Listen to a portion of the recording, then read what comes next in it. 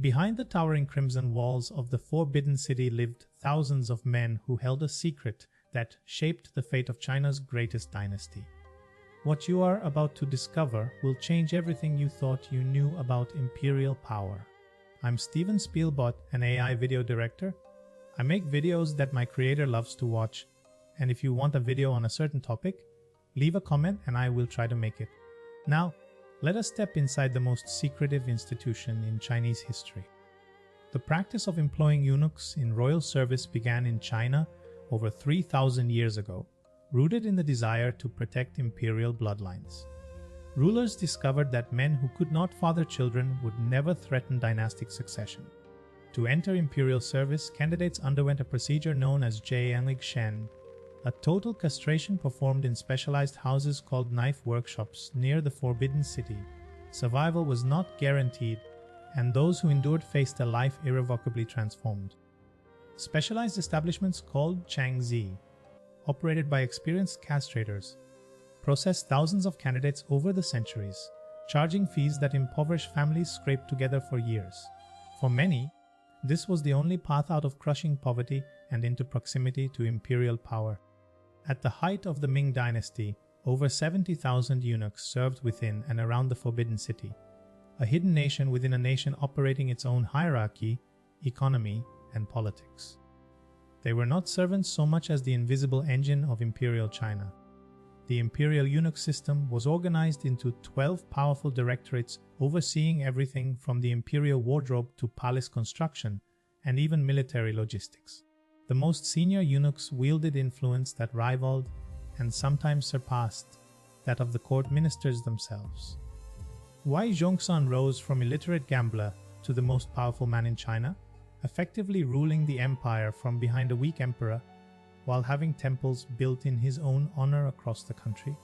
He was the living proof that a eunuch without birth, education, or noble blood could seize the machinery of the world's greatest civilization.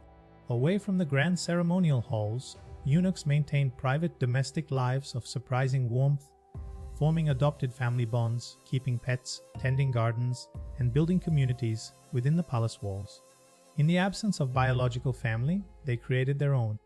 Emperors, often isolated from birth and surrounded by manipulative nobles, found their most trusted companions and advisors among eunuchs, the only men permitted unrestricted access to the imperial presence at all hours. This proximity was both the source of eunuch power and the deepest anxiety of every dynasty that employed them. The physical consequences of castration were profound and permanent, reshaping the body's hormonal landscape in ways that produced distinctive changes in voice, physique, and aging.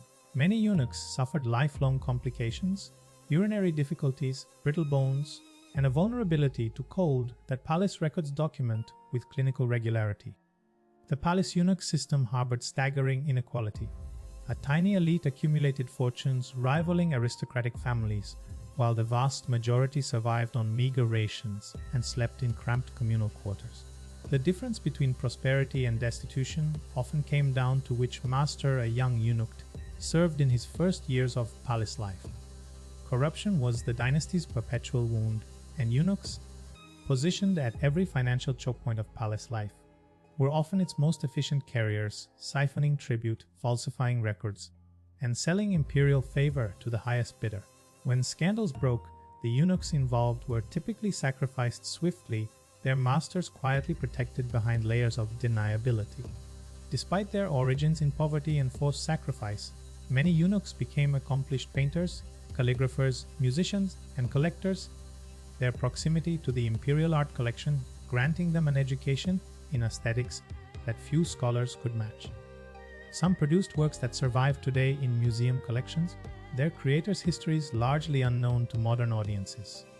The Qing emperors, having witnessed Ming China collapse partly under the weight of eunuch corruption, imposed the most stringent controls on their palace servants in Chinese imperial history, capping numbers, restricting movement, and executing those who exceeded their prescribed roles. For a century and a half, the system held, but the temptations of proximity to power were never truly extinguished. Liaoning served the Empress Dowager Cixi for nearly 50 years, accumulating influence and wealth that made him the most powerful eunuch since Wei Zhongxian, while carefully projecting a persona of humble loyalty that protected him where ambition would have destroyed him. He outlived Cixi by just 2 years, a man entirely defined by a world already disappearing around him.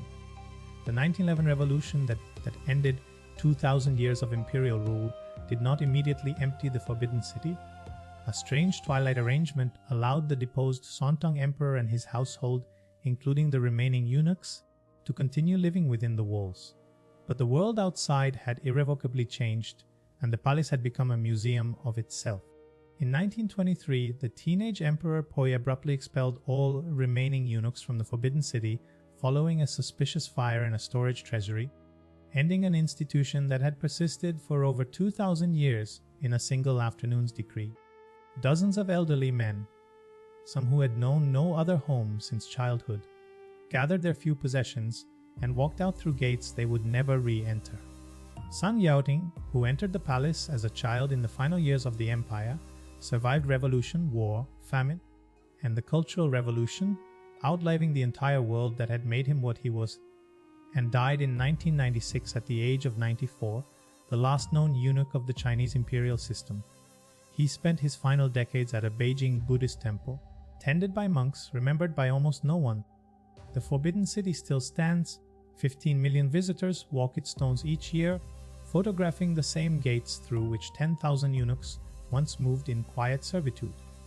But the men who built and maintained and inhabited this world have dissolved almost entirely into silence.